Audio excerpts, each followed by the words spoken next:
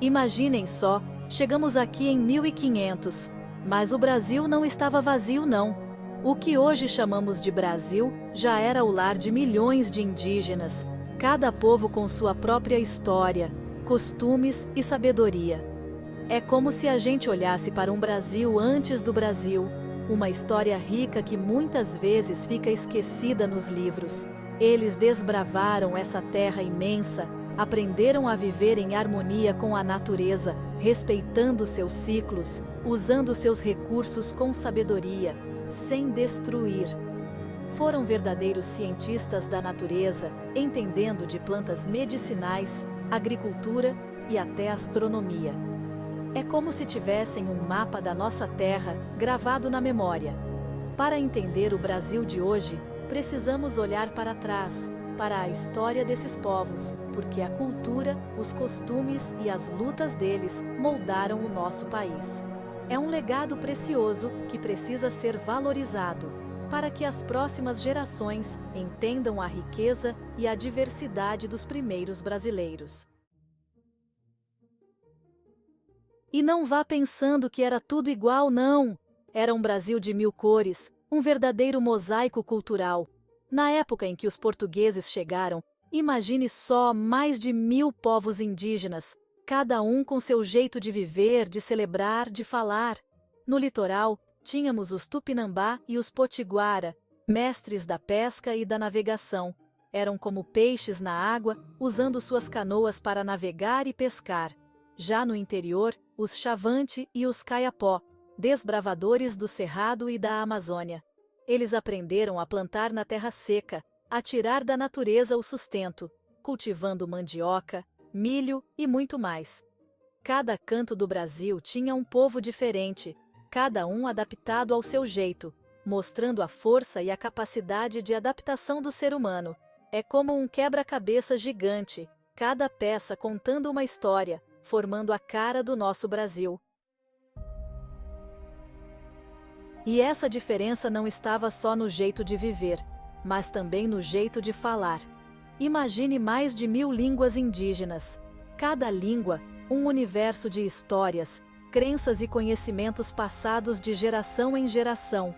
Era a alma do povo, a identidade, a forma de se conectar com a natureza, com os antepassados e com as futuras gerações.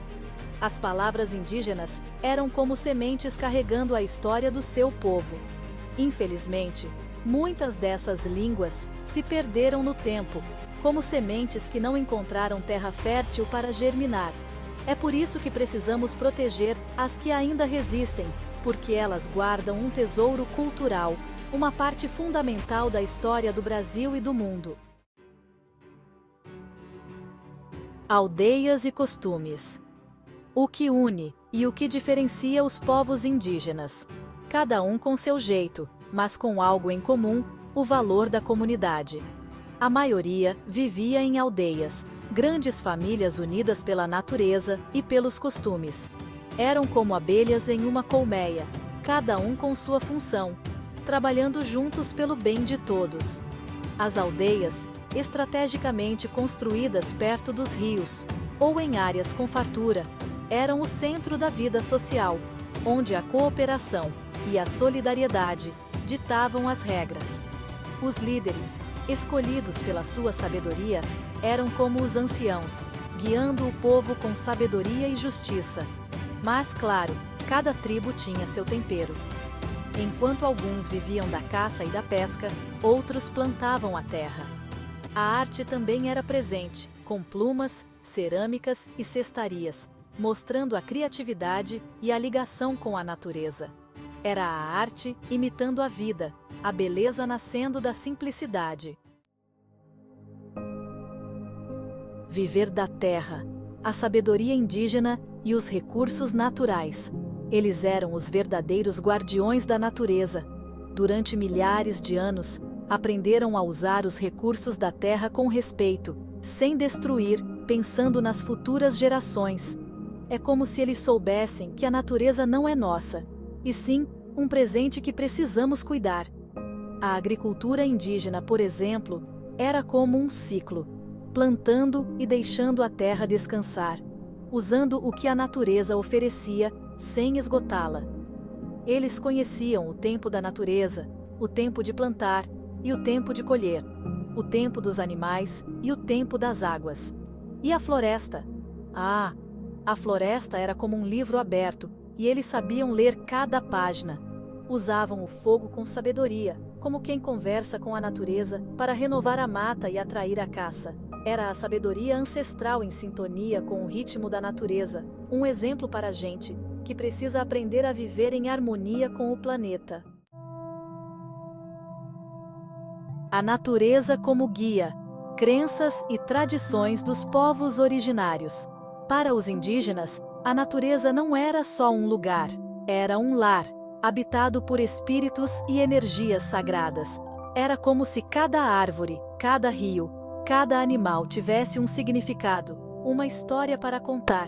Suas crenças eram um reflexo dessa ligação profunda com a natureza, celebrando a vida em cada detalhe. Acreditavam em um Criador, um grande espírito que deu origem a tudo, e viam os animais, as plantas, os rios e as montanhas como seres sagrados, respeitando cada elemento da natureza. Os rituais e cerimônias eram momentos mágicos de conexão com o mundo espiritual. Danças, músicas e plantas sagradas se misturavam em um ritual de gratidão e respeito à vida. Era a sabedoria ancestral sendo transmitida através de gerações, um conhecimento precioso que nos faz repensar nossa relação com o mundo. É como se eles dissessem: escutem a natureza, ela tem muito a nos ensinar.